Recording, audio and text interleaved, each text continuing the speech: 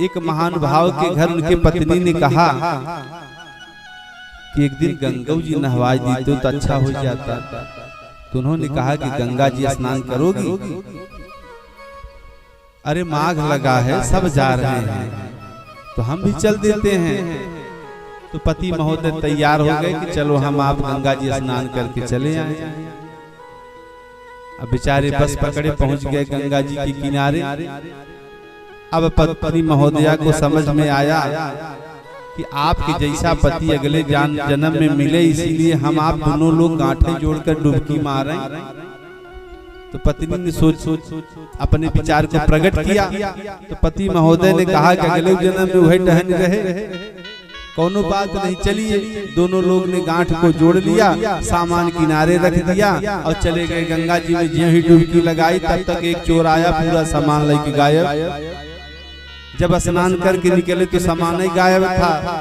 अब अगले जन्म की कौन कहे, इसी जगह जन्म में कला हो गया, तुम्हारे कारण सत्यानाश हो गया। अबे 300 रुपए के 3 दिन हुआ हम कमरा खरीदे थे, 9 कमरा गायब हो गया। 1 दिन हमने उसका उपयोग नहीं किया, पूरा सत्यानाश हो गया।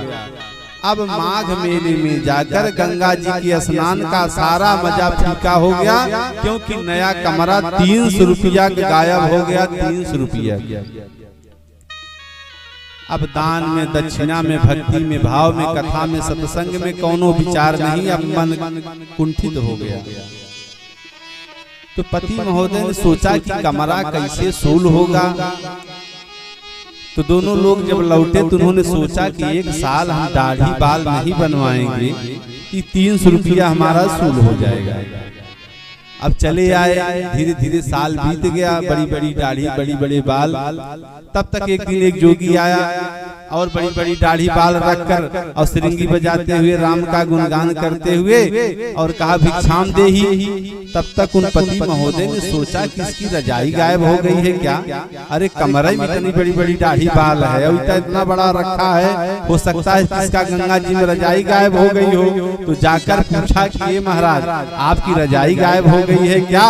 तो उन्होंने कहा क्यों? उन्होंने कहा कि हम तो गंगा जी के किनारे स्नान करने गए थे, तो वहाँ हमारा कंबल गायब हुआ। तो वर्ष भर में इतनी बड़ी दाढ़ी और आप तो और बड़ी रखे हैं, तो हमने लगा कि आपका और बड़ा सामान गायब हो गया है। तो उन्होंने कहा कि नहीं महोदय, हम तो बैरागी बाबा हैं, हमारा कुछ है ही क्या जो जाएगा। तो लेकिन लोग अपने बुद्धि के अनुसार तर्क लगाते हैं।